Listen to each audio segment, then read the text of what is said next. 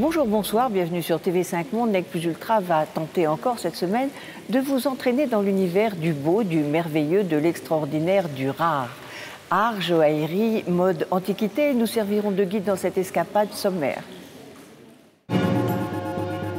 Nous irons cette semaine à la rencontre d'un artiste très singulier, Rodolphe von Goneberg. Nous entrerons dans le rêve de Chanel, celui serti de mille feux. Et nous terminerons notre balade sur le front de l'excellence à cheval, le cheval de Fergana.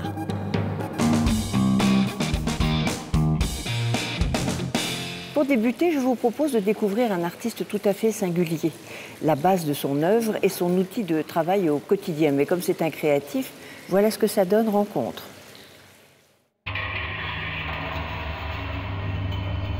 Invité dans le cadre du dernier mois de la photo à la Maison européenne, Rodolphe von Goneberg, radiologue et artiste, a présenté quelques œuvres surprenantes et sublimes.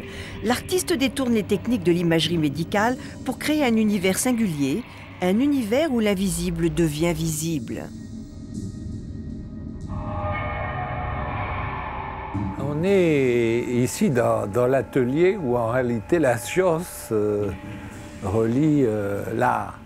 Et en fait, c'est aussi l'endroit où l'infiniment petit rejoint l'infiniment grand, où l'abstrait rejoint le concret. Et en fait, on se rend compte que le concret et l'abstrait, c'est la même chose.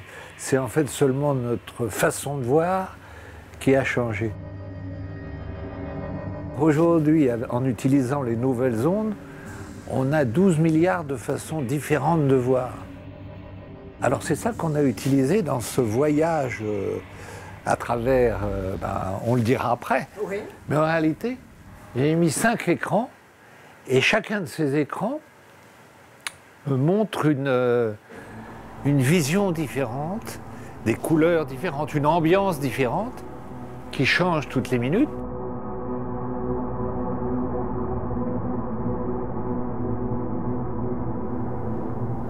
Ici, un voyage intérieur, et j'ai voulu terminer par celui-là parce que vous allez voir qu'en sortant de ce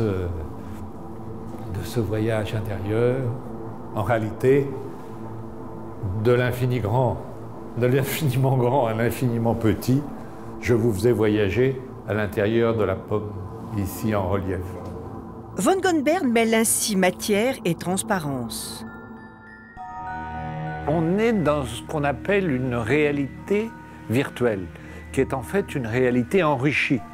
Parce que quand on fait des images de synthèse, on est complètement limité par notre capacité de mémoire d'homme, d'invention d'homme. Alors que quand on est avec ces nouvelles images dans la réalité virtuelle, en fait, curieusement, on se rapproche de la création divine, ou la création tout court. Mais en réalité, c'est l'infinité des mondes parallèles que les bouddhistes ont décrits avant nous. On développe, s'il vous plaît? On voit chacun d'entre nous à peu près 16 grés à la fois, mais pas un de plus. Et en prenant les nouvelles ondes, que sont les ultrasons, les ondes électromagnétiques, les rayons X, tout d'un coup, on passe à 12 milliards d'images par image. Et voilà l'art. Et au contraire, tout d'un coup, je me dis, ah, mais cette image-là, alors là, elle va nous servir en science.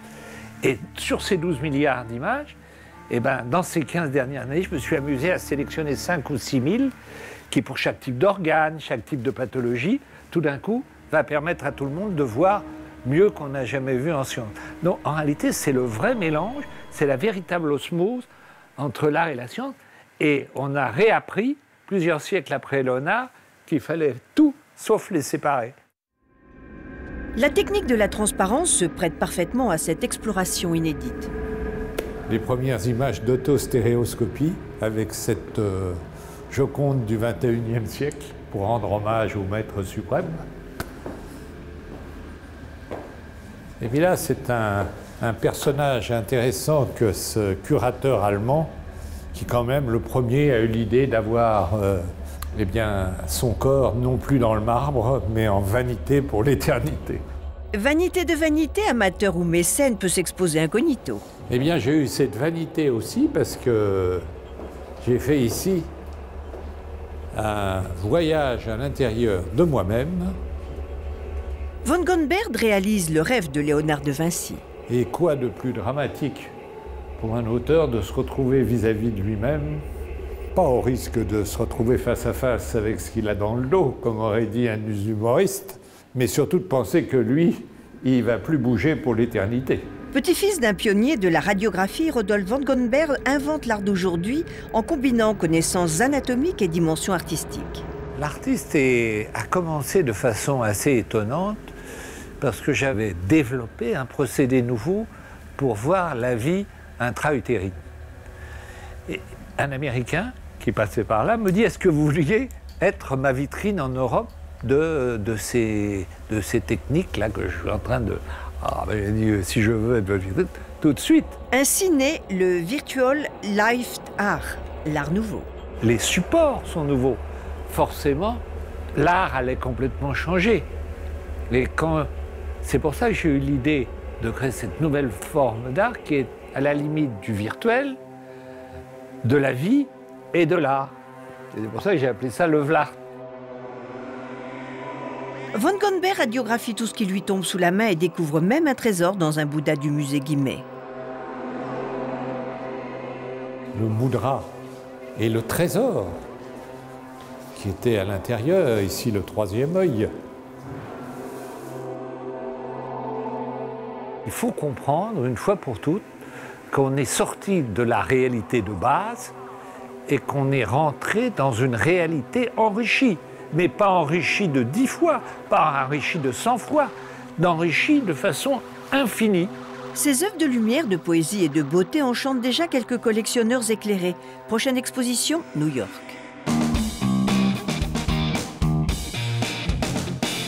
Quittons le monde de l'invisible visible pour découvrir celui de l'éclat des diamants, tout spécialement taillé par la maison Chanel pour la dernière biennale.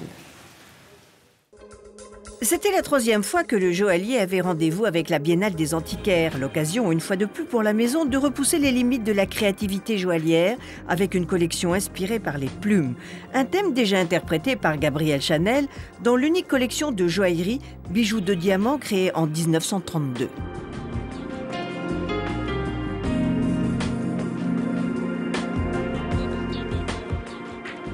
Le thème de la plume est un thème intéressant à travailler. Depuis la création de la joaillerie en 1993, nous ne l'avons pas réellement créé autour. Et il nous a semblé que là, c'était une opportunité de travailler autour de ce thème. Le studio s'est fait prêter des plumes de chez Le Marié et a travaillé autour des formes, des différentes plumes, des structures, mais afin de ne pas avoir des créations trop statiques ou classiques, il a également travaillé sur les mouvements des plumes. Cette broche plume unique est le point de départ d'une trentaine de créations. Cette broche, qui est une réinterprétation de celle réalisée par Gabriel Chanel en 1932, est assez exceptionnelle. Elle est très souple, permettant des portées donc différents, aussi bien sur le revers d'une veste que sur l'épaule. Les joailliers ont travaillé sur la flexibilité, la souplesse des cils qui composent cette superbe broche. Cette broche surdimensionnée d'or blanc est sertie de 24 diamants princesse et de 1137 brillants. Elle est entièrement articulée et pour réussir cette prouesse technique, les artisans joailliers ont dû émailler la monture en or gris tous les 3 diamants. Un travail ultra minutieux qui a demandé 14 mois de travail. Sur certaines plumes, nous avons traduit le mouvement des cils par une transition de sertis de diamants baguettes et de diamants ronds, qui permet ce mariage de 2 tailles de diamants. Ça permet de donner une modernité et un autre sens du mouvement des plumes. Rééditée pour la première fois depuis 1932, cette broche illustre brillamment l'esprit visionnaire de Coco.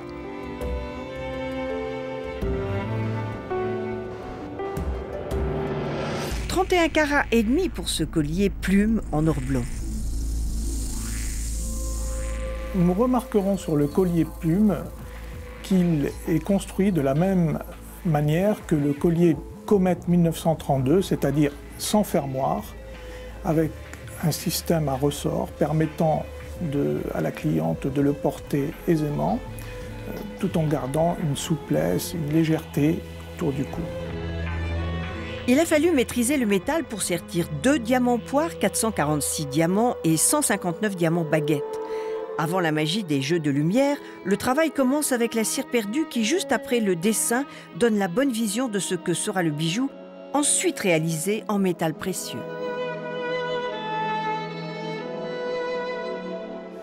Pour faire vivre les motifs plumes de ce collier, nous avons travaillé sur différents profils de diamants, de taille de diamants. Sur les motifs de ce collier, nous avons des cils qui commencent avec un serti de baguettes et qui continuent avec des brillants. L'un de 6 carats et demi, l'autre de 3 carats et demi.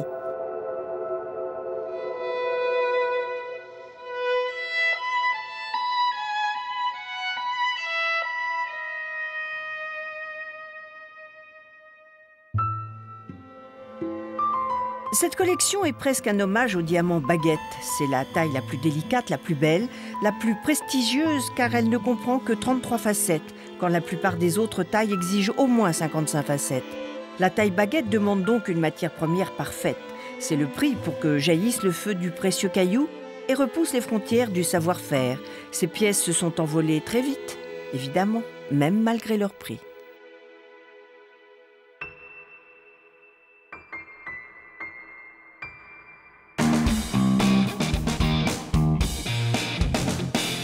Quittons le monde du coton léger et de la soie pour celui de la terre cuite et du bronze millénaire chinois, présenté par Christian Dédier, sinologue et antiquaire. Chaque biennale des antiquaires réserve aux visiteurs cultivés et raffinés son pesant d'objets exceptionnels. Chez Christian Dédier, la pièce phare et ultra rare, l'ultime cheval de Fergana.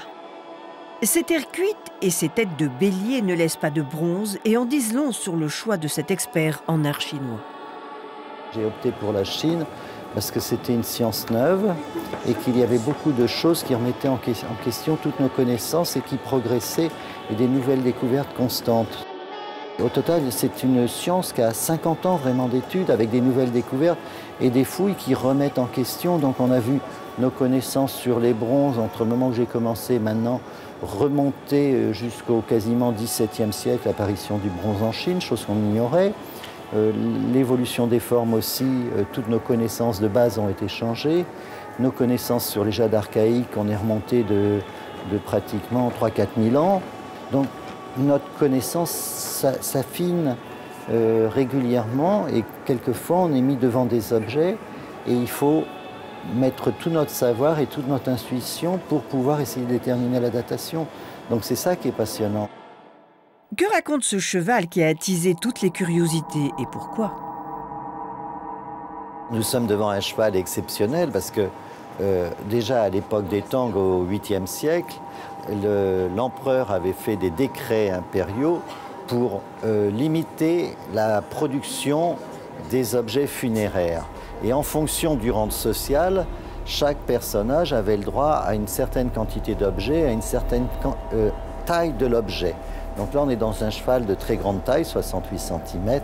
Donc d'après les décrets impériaux, nous sommes dans la catégorie soit de l'empereur, soit de la famille impériale, soit de la catégorie la plus élevée de l'aristocratie. En plus, les émaux aussi étaient catalogués, donc en fonction du rang, on avait le droit à 1 couleur, 2 couleurs, 3 couleurs. Et là, nous sommes dans les pièces à 3 couleurs, donc également le rang le plus haut. Le cheval, symbole de puissance et de noblesse, tenait une place très importante dans la société chinoise.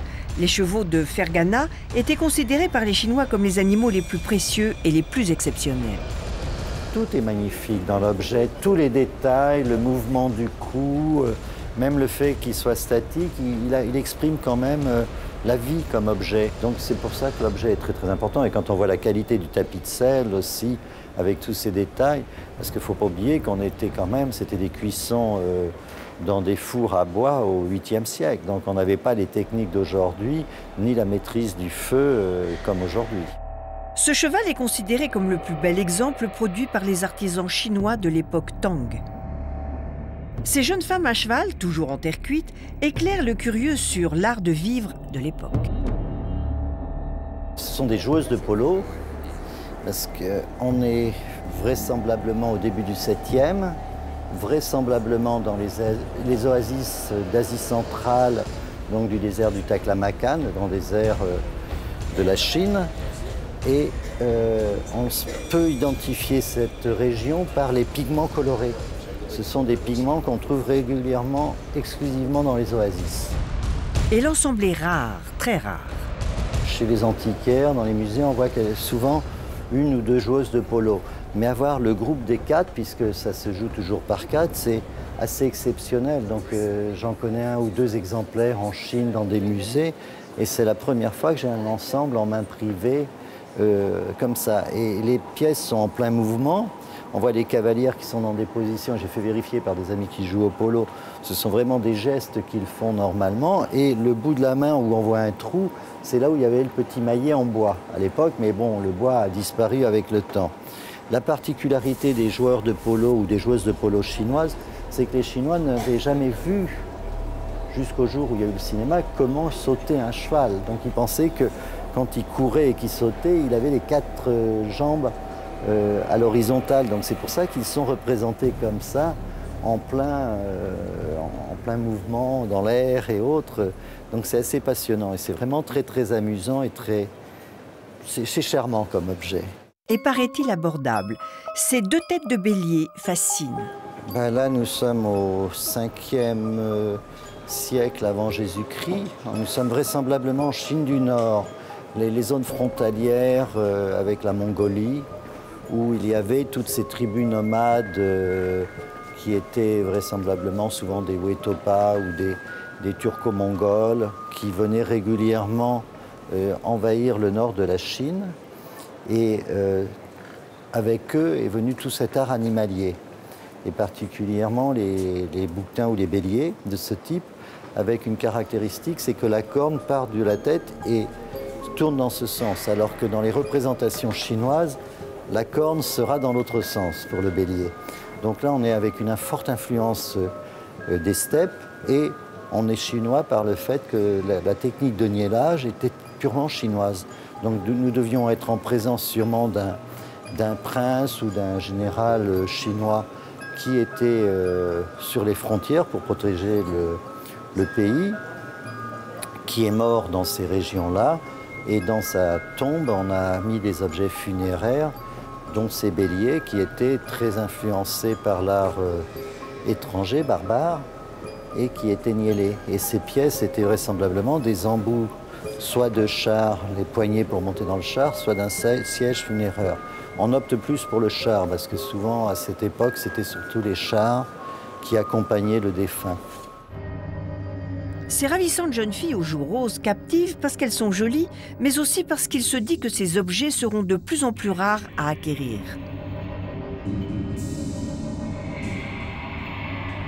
Quand on voit un petit cheval Tang comme les petites Fat Lady, il y en a quand même beaucoup dans les tombes en Chine. Qu'il en sorte sur le marché, c'est pas gênant. En plus, ça permet de connaître cette culture, cette civilisation, et que le collectionneur occidental ou américain qui aura ça chez lui en prendra soin, s'intéressera à la culture du pays et s'intéressera au pays et comprendra mieux pour le futur le peuple avec lequel il aura parlé. Tandis que si on interdit tout, alors il faut ramener tous les objets dans tous les pays d'origine et puis on sera totalement inculte. Donc l'idéal, c'est de classer les objets par catégorie, les objets simples et courants, et puis les trésors nationaux. Et là, à ce moment-là, faire des interdictions. Mais bon, ça prendra un certain temps en Chine, mais ils s'aperçoivent que les Chinois sont très collectionneurs, qu'il y a beaucoup de musées privés qui se créent en Chine actuellement. Donc ce sont des passionnés, donc il va y avoir à nouveau une ouverture. Oui, c'est une excellente chose. Le nouveau président du syndicat national des antiquaires, c'est lui, et ça n'a pas fait plaisir à tout le monde. Évidemment, c'est très cher, mais ça fait plaisir aux yeux et à l'esprit, et ce luxe-là n'a pas de prix.